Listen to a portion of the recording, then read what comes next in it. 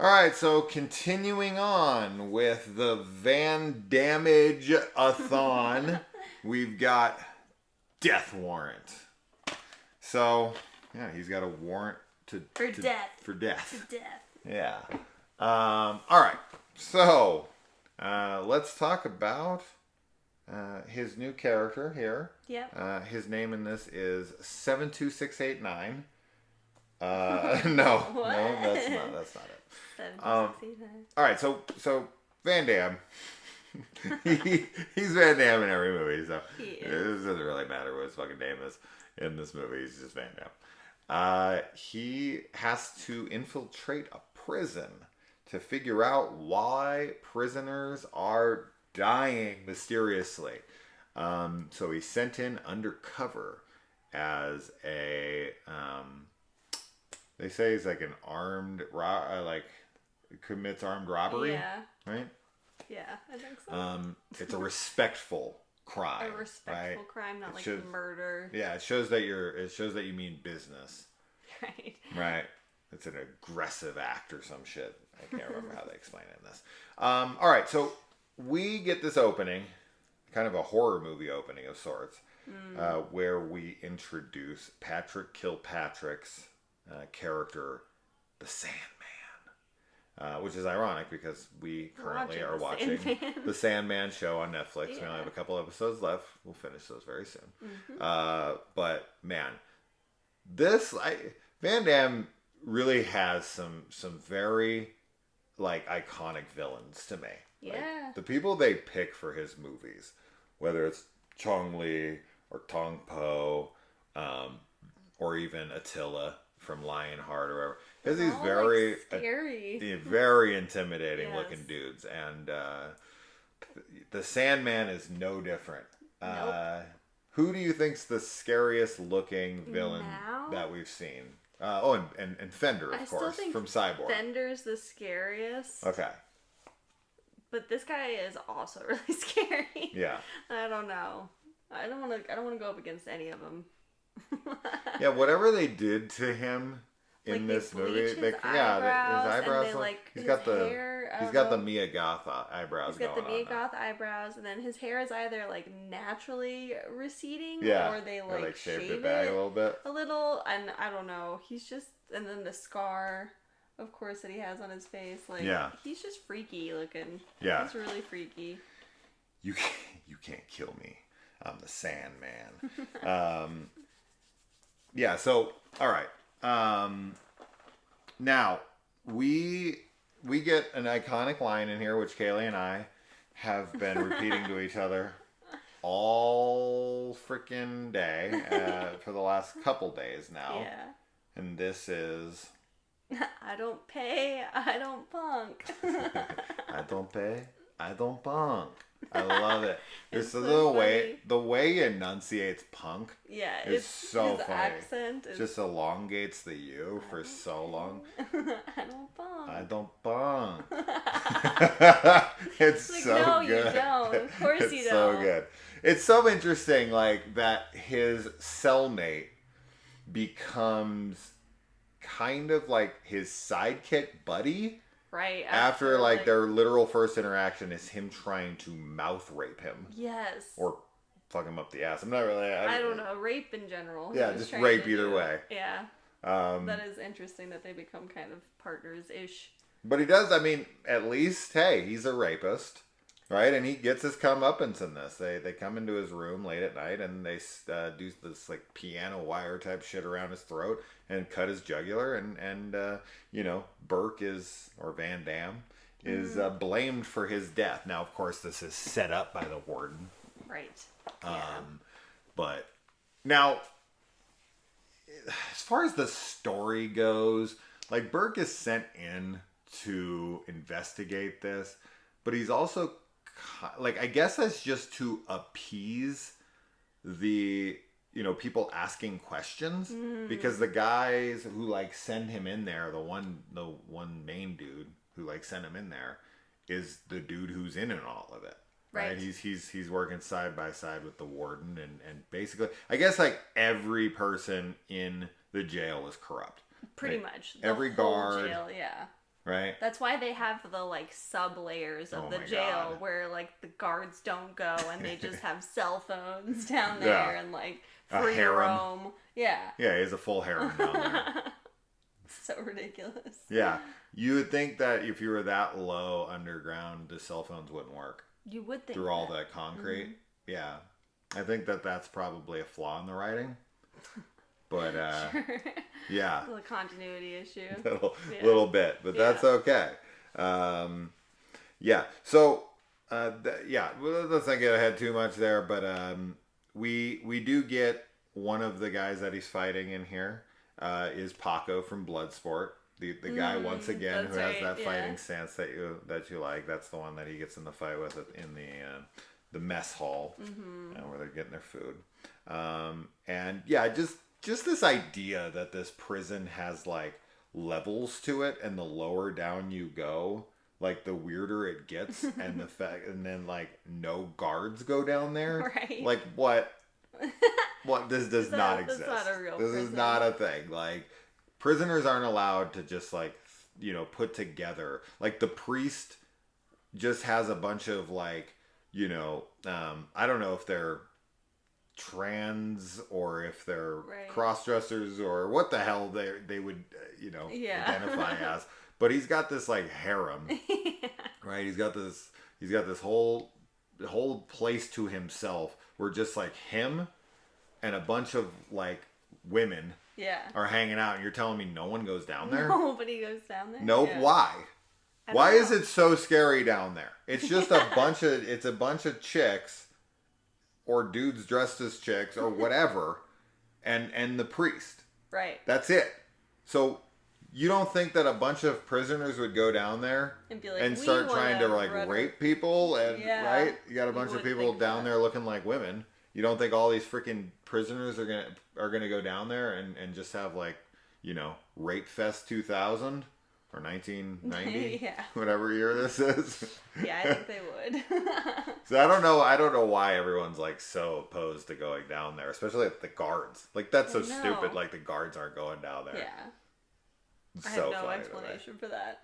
It's funny though. But we also get, this is kind of reminiscent of Cyborg.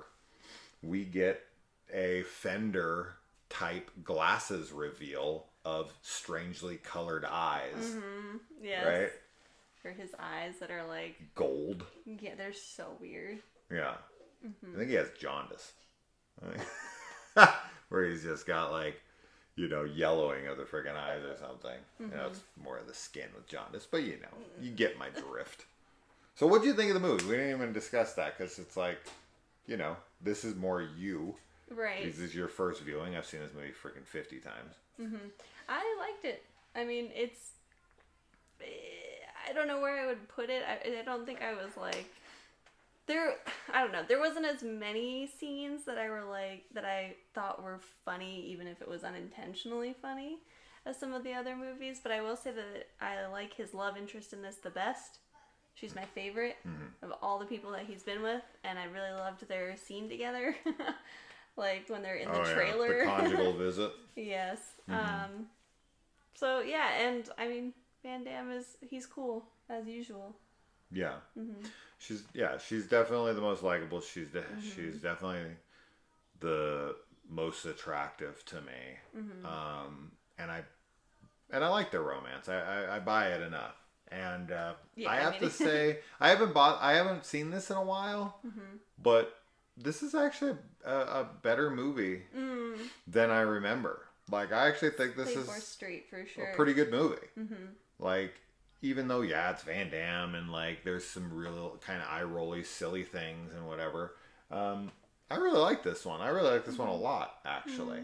I was surprised. I was like, this is actually a pretty decent, pretty good movie. Yeah. Right? Yeah, I think it's a solid film for sure. I like every movie we've watched so far. I do too. I've seen them all before, but like... Yeah, like I've enjoyed all of them, so...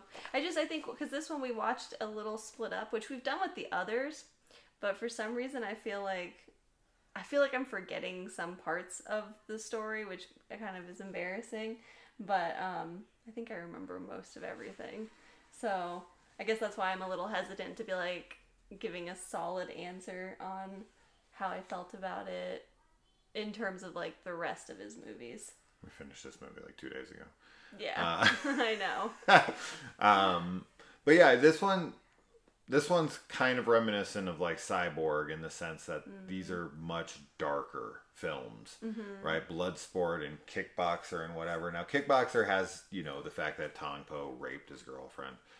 That's dark. Yes. He breaks his brother's back and leaves him in the street. Ray Jackson in Bloodsport gets, put in a coma. And there's dark stuff. But a lot of the movie, like Bloodsport and Kickboxer and whatnot, is pretty lighthearted in a way. Like the interactions between Ray and Frank Dukes is like really sincere and sweet, and like the chase sequence through the town, and it's like this cute music, and he's hanging out on the signs, and he's like, oh hey guys, and he's running across the boats, and the guys are falling, and the like all that stuff is very lighthearted. Yeah. Death Warrant is dark. Yes. The entire film. Yeah. Like you always feel from moment one to moment's end that he is in danger. Yes. That there is somebody waiting around every corner to kill him. Not for him to fight. He's not trying to win a tournament. No, he's not going to get knocked out. He is going to be murdered. Yes. Right? Yeah. He is going to die. And that's very reminiscent, as I said, of Cyborg, where Fender and his crew, they are not coming to there's beat no him competition or anything. They're going to take a sword to his freaking head and cut it right off his body.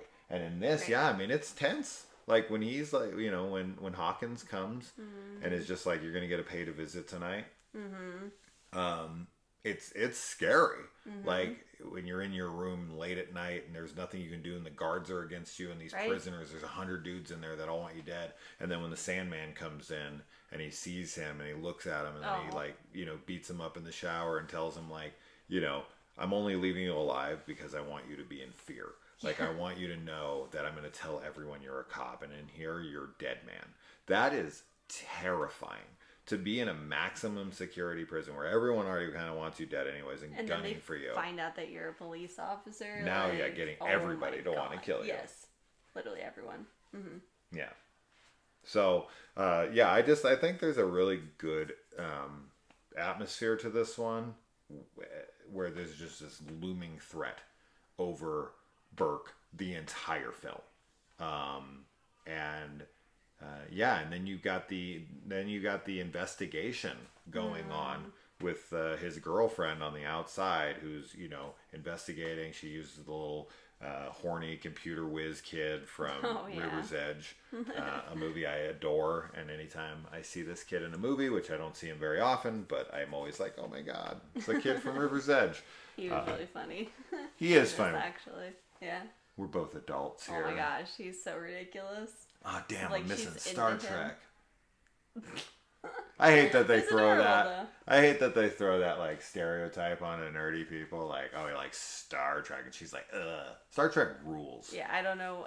It's the same thing as like throwing glasses on like a clearly attractive person. Sure. And being like, oh, somehow that like makes them ugly or whatever. Yeah. I feel like it's the same thing with like making a character nerdy by making them like Star Trek. Do you feel that Burke and I don't remember her name, his relationship in this, like when they fuck in the conjugal visit, like, do you find that earned?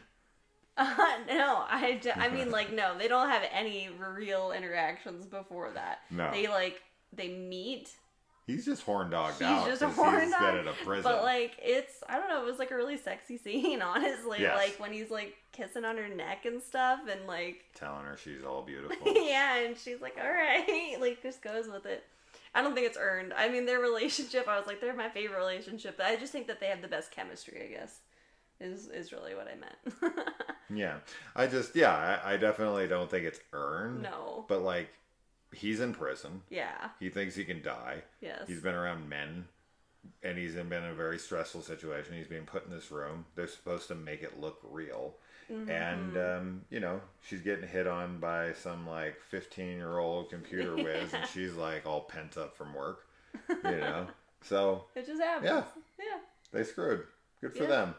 And then they get to be together in the end. Yeah, exactly. When he kills Patrick Kilpatrick. Kill Patrick. Kill Patrick. Kill Patrick. Kill Patrick. Yeah. Yeah. And let's see. Oh God, the line from the little computer nerd is so funny. Who needs parents? Oh my gosh. That's so good. Like he's so. That's a kid flirting right yes, there. 100%. That's so freaking. That made me Who laugh needs out parents? loud.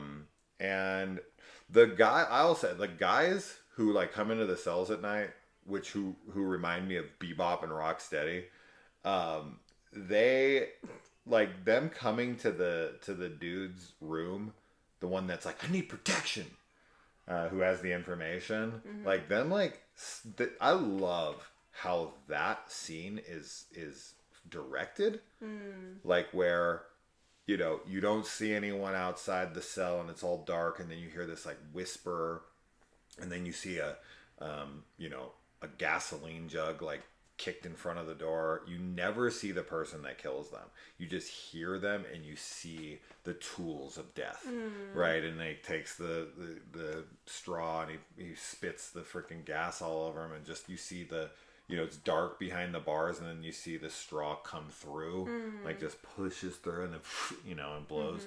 I love how that scene's. It's terrifying. The whispering and just kind of the impending doom of just being in a room. You can't do anything. You can't get out. You're just trapped. Yeah. And these guys are gunning for you, and no one's coming to help. And you're lit on fire. Terrifying. It definitely is. Yeah. So I really love how that scene is filmed. That's why I was saying it. This is actually a pretty well made film for the most part. I like how the rich guy in this, he's like, he starts doing this because his wife needs a liver, and it's kind of supposed to be this one off for him. But then it turns into that movie Play Dead that we just watched. Yes, yeah. Where they have to dehumanize their victims to try to justify their actions, where it's like, you know, I'm just cleaning up the trash. They're prisoners. Who cares about them? At least they're doing something for society. And if I can get rich in the process, then, you know, like who gives mine a crap? as well. Yeah. Right. And he gets that mentality about it. And, you know, so he gets a very holier than thou. And it's like, you know, it's just business kind of thought process. But when he's like revealing that stuff, and then the wife walks in on him, and then, you know, she kind of spills the beans. Yeah, and she's just why like, don't you tell her like how you killed for her? Yes. Like, okay, well that's ruined. Yeah. I mean, at that point, I'm assuming like he just was like, I don't know what the fuck she's talking about. Even though he has a gun in his hand and was pointing it at her. He's a liar. I'm sure he would be like, she's just a crazy woman. She was trying to rob us, or whatever. Yeah. Don't believe a thing she says. But yeah, she went and told everybody, so he's screwed. We didn't get to see him get taken down though, which is a bummer. Right? That's super lame. I do like that the doctor in this gets a taste of his own medicine by the prisoners. They find him and they're gonna cut him up, so that's great. Yes. I do love the line, you make a deal with the priest, it's for keeps. The way he says that, I love him. I love the priest. I'm sad he died. I'm sad he got an axe to the freaking stomach. Yeah. He died way too fast from that wound. The axe should have been through the heart. That would have killed him. But through the stomach, no. Haven't you seen Reservoir Dogs? You can bleed like 16 gallons of blood and still live from a gut shot. Okay, but that's a movie. But you would not die instantly from an axe to the stomach. You would die. You die. Sure. But it would take minutes. But he's like, instant death from a gut shot. That's just not how that works. Even if he hit a really bad vein, he would die instantly.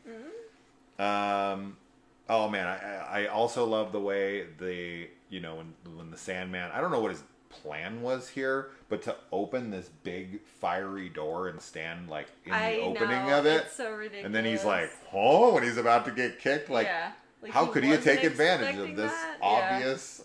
Oh my gosh. Yeah, like what did you think was gonna happen? I just love it. He turns around and he opens up this huge furnace door. He's, welcome to hell. Yeah. I love it. But he's a psycho. He is a psycho. Right? And he genuinely believes he can't be killed. Yes.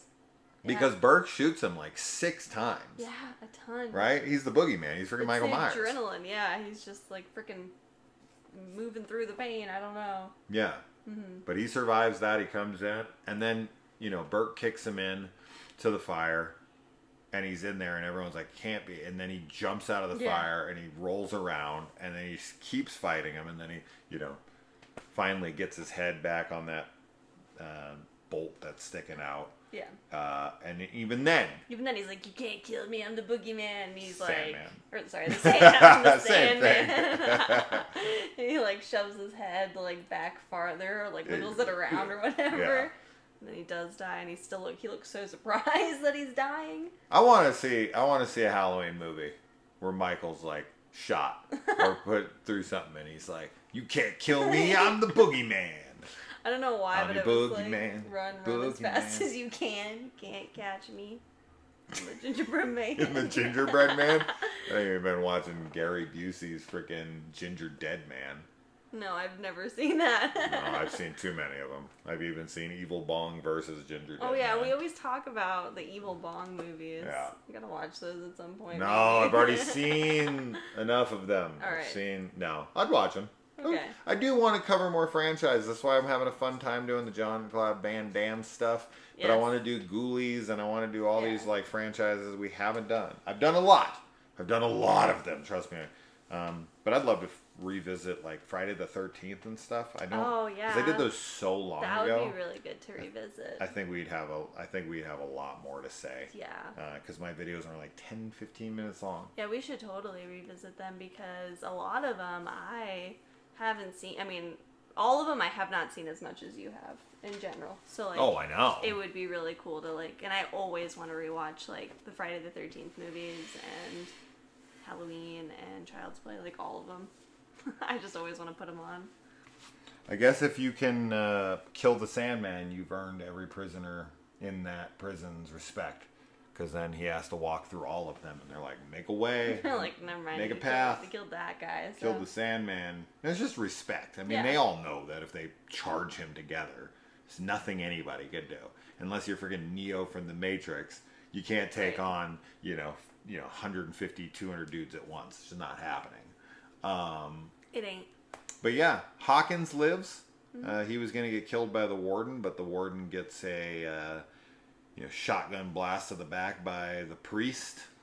And Bebop and Rocksteady, I like how I guess that would be Bebop, the guy who has the really short sideburn. Oh my gosh, yeah. I don't know like what so that weird. is. It like goes this way too, not like down. No, it's just like a straight line of hair. And then he has the people who he's killed on the side of his head, which Van Damme is like, that's really special. Yeah, that's really special. I love that. I love that one. It's so good.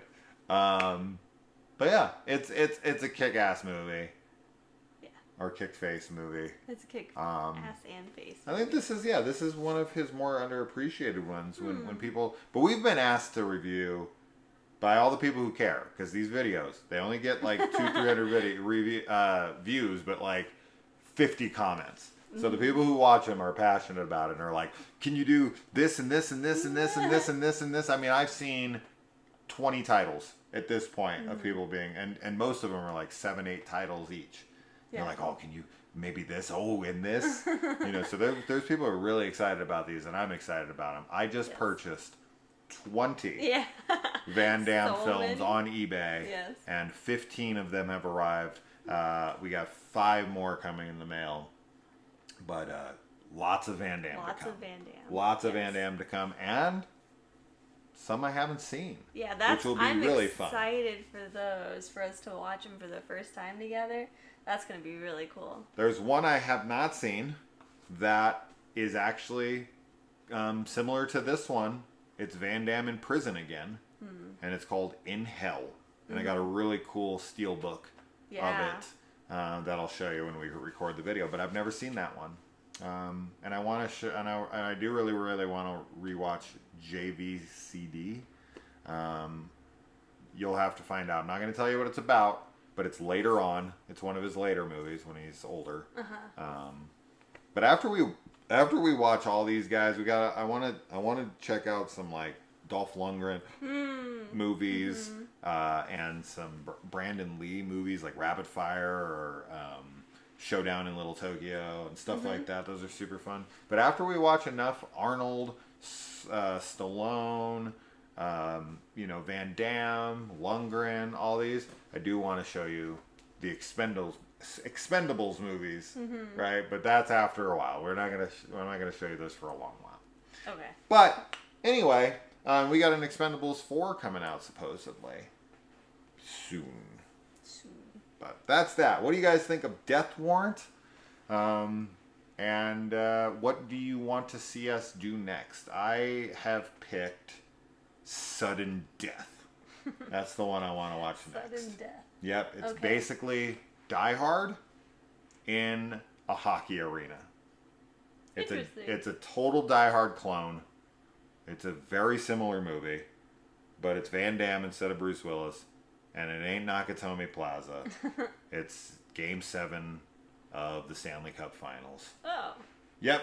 Okay. Yeah, it's a cool movie. Yeah. Powers Booth, I think, is the villain. I love Powers Booth. Almost positive. It's been a long time since I've seen it, so it's going to be a fun one to revisit. Let's do it. Yeah. Until next time, guys. Bye.